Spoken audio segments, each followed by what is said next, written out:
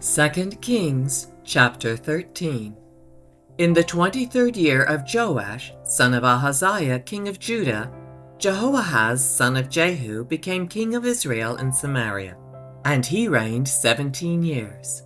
He did evil in the eyes of the Lord by following the sins of Jeroboam, son of Nebat, which he had caused Israel to commit, and he did not turn away from them.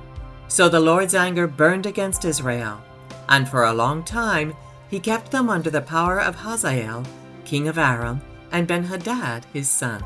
Then Jehoahaz sought the Lord's favor. He saw how severely the king of Aram was oppressing Israel. The Lord provided a deliverer for Israel, and they escaped from the power of Aram. So the Israelites lived in their own homes as they had before. But they did not turn away from the sins of the house of Jeroboam, which he had caused Israel to commit. They continued in them. Also, Asherah pole remained standing in Samaria. Nothing had been left of the army of Jehoahaz except 50 horsemen, 10 chariots, and 10,000 foot soldiers. For the king of Aram had destroyed the rest and made them like the dust at threshing time. As for the other events of the reign of Jehoahaz, all he did and all his achievements, are they not written in the book of the annals of the kings of Israel? Jehoahaz rested with his ancestors and was buried in Samaria, and Jehoash his son succeeded him as king. In the 37th year of Joash king of Judah, Jehoash son of Jehoahaz became king of Israel in Samaria, and he reigned 16 years. He did evil in the eyes of the Lord and did not turn away from any of the sins of Jeroboam son of Nebat, which he had caused Israel to commit. He continued in them. As for the other events of the reign of Jehoash, all he did, and his achievements, including his war against Amaziah, king of Judah, are they not written in the book of annals of the kings of Israel? Jehoash rested with his ancestors, and Jeroboam succeeded him on the throne. Jehoash was buried in Samaria with the kings of Israel. Now Elisha had been suffering from the illness from which he died.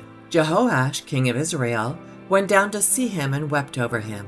my father, he cried, the chariots and horsemen of Israel. Elisha said, Get a bow and some arrows, and he did so. Take the bow in your hands, he said to the king of Israel. When he had taken it, Elisha put his hands on the king's hands. Open the east window, he said, and he opened it. Shoot, Elisha said, and he shot. The Lord's arrow of victory, the arrow of victory over Aram, Elisha declared. You will completely destroy the Arameans at Aphek. And then he said, Take the arrows. And the king took them. Elisha told him, Strike the ground. He struck it 3 times and stopped. The man of God was angry with him and said, You should have struck the ground 5 or 6 times. Then you would have defeated Aram and completely destroyed it. But now you will defeat it only 3 times. Elisha died and was buried.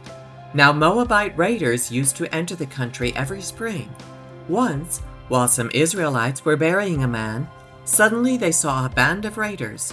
So they threw the man's body into Elisha's tomb. When the body touched Elisha's bones, the man came to life and stood up on his feet. Hazael, king of Aram, oppressed Israel throughout the reign of Jehoahaz. But the Lord was gracious to them and had compassion, and showed concern for them because of his covenant with Abraham, Isaac, and Jacob. To this day he has been unwilling to destroy them or banish them from his presence. Hazael, king of Aram, died, and Ben-Hadad his son succeeded him as king. Then Jehoash, son of Jehoahaz, recaptured from Ben-Hadad, son of Hazael, the towns he had taken in battle from his father Jehoahaz. 3 times Jehoash defeated him, and so he recovered the Israelite towns. 2 Kings chapter 14. In the 2nd year of Jehoash, son of Jehoahaz, king of Israel, Amaziah, son of Joash, king of Judah, began to reign. He was 25 years old when he became king, and he reigned at Jerusalem 29 years. His mother's name was Jehoadan. She was from Jerusalem.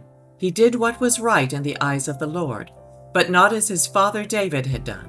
In everything he followed the example of his father Joash. The high places, however, were not removed.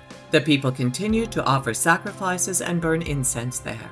After the kingdom was firmly in his grasp, he executed the officials who had murdered his father, the king. Yet he did not put the children of the assassins to death, in accordance with what is written in the book of the law of Moses, where the Lord commanded, "Parents are not to be put to death for their children, nor children put to death for their parents. Each will die for their own sin." He was the one who defeated 10,000 Edomites in the Valley of Salt and captured Selah in battle, calling it Joktheel, the name it has to this day. Then Amaziah sent messengers to Jehoash, son of Jehoahaz, the son of Jehu, king of Israel, with the challenge, "Come, let us face each other in battle." But Jehoash, king of Israel, replied to Amaziah, king of Judah, "A thistle in Lebanon sent a message to a cedar in Lebanon. 'Give your daughter to my son in marriage.' Then a wild beast in Lebanon came along and trampled the thistle underfoot. You have indeed defeated Edom, and now you are arrogant. Glory in your victory, but stay at home. Why ask for trouble and cause your own downfall, and that of Judah also?" Amaziah, however, would not listen. So Jehoash, king of Israel, attacked. He and Amaziah, king of Judah, faced each other at Beth Shemesh in Judah. Judah was routed by Israel, and every man fled to his home. Jehoash, king of Israel, captured Amaziah, king of Judah, the son of Joash, the son of Ahaziah, at Beth Shemesh. Then Jehoash went to Jerusalem and broke down the wall of Jerusalem from the Ephraim gate to the corner gate, a section about 400 cubits long. He took all the gold and silver and all the articles found in the temple of the Lord and in the treasuries of the royal palace. He also took hostages and returned to Samaria. As for the other events of the reign of Jehoash, what he did and his achievements, including his war against Amaziah, king of Judah, are they not written in the book of the annals of the kings of Israel? Jehoash rested with his ancestors and was buried in Samaria with the kings of Israel. And Jeroboam his son succeeded him as king. Amaziah, son of Joash, king of Judah, lived for 15 years after the death of Joash, son of Jehoahaz, king of Israel. As for the other events of Amaziah's reign, are they not written in the book of the annals of the kings of Judah? They conspired against him in Jerusalem, and he fled to Lachish, but they sent men after him to Lachish and killed him there. He was brought back by horse and was buried in Jerusalem with his ancestors in the city of David. Then all the people of Judah took Azariah, who was 16 years old, and made him king in place of his father Amaziah.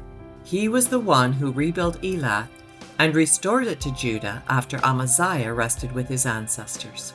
In the 15th year of Amaziah, son of Joash, king of Judah, Jeroboam, son of Jehoash, king of Israel, became king in Samaria, and he reigned 41 years.